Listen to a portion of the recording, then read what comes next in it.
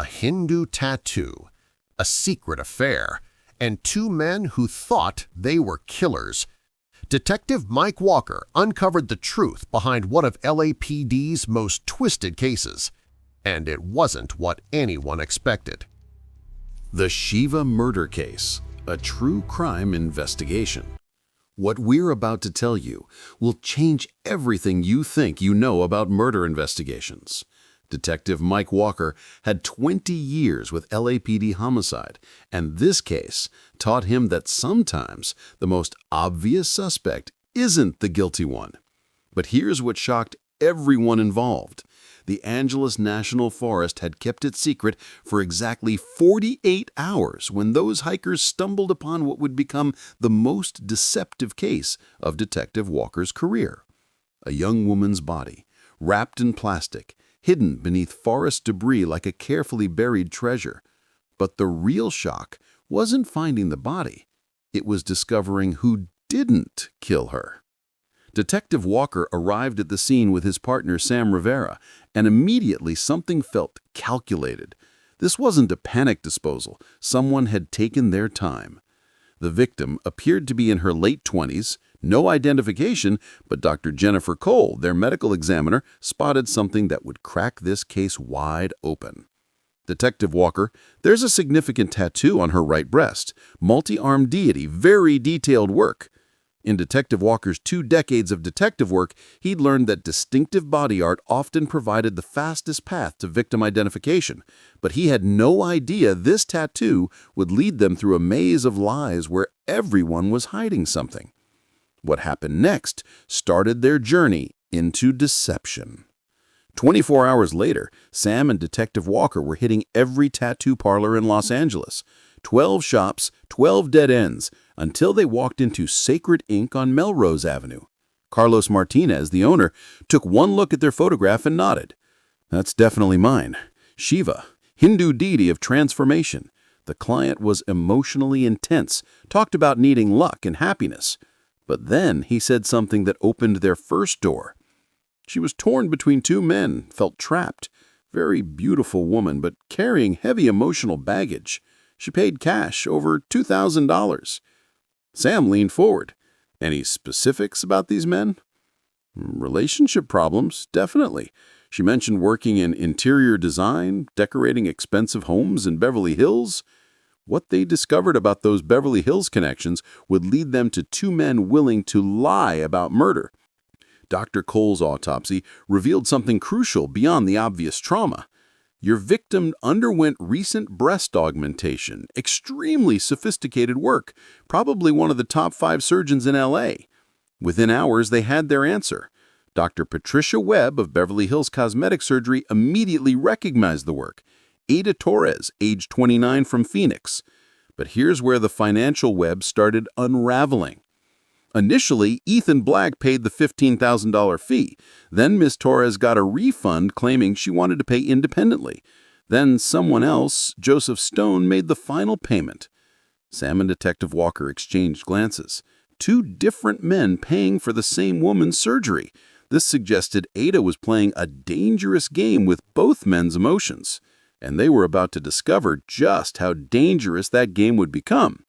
Ada's West Hollywood apartment told the story of an abrupt departure, spoiled food, scattered expensive clothing, and according to neighbor Patricia Green, a lifestyle that raised questions.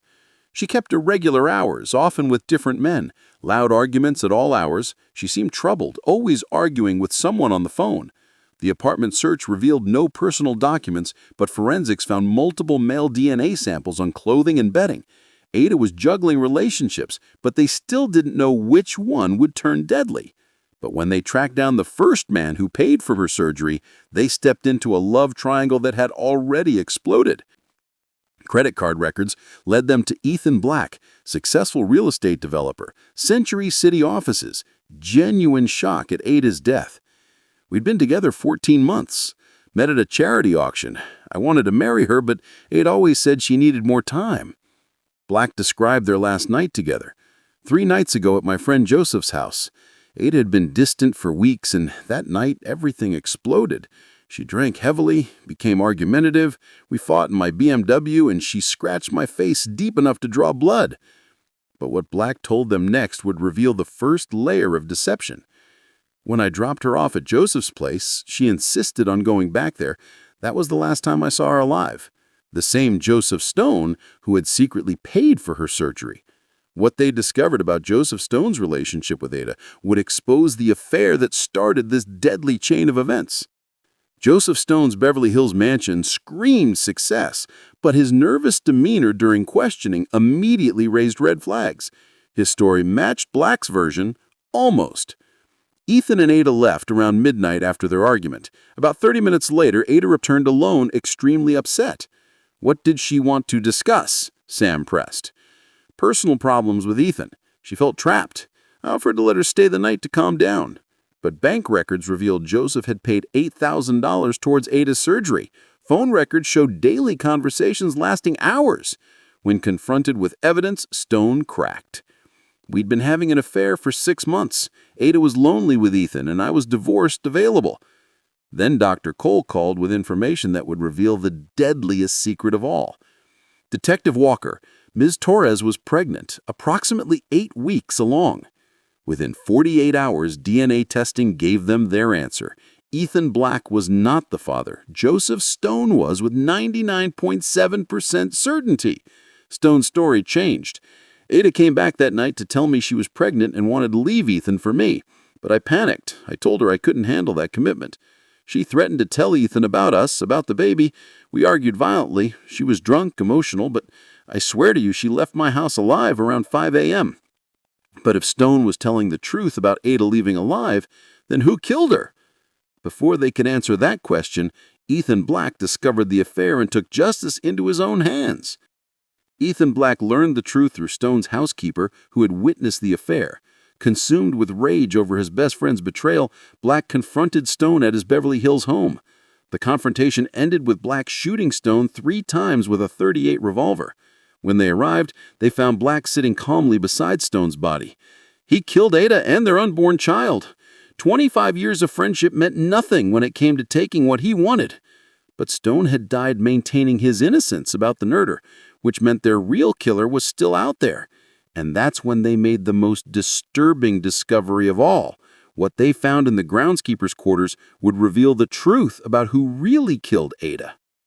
During their investigation of Stone's property, Brandon Hayes, the 28-year-old groundskeeper, claimed he'd been visiting relatives in San Diego during the murder, but his alibi started falling apart under scrutiny.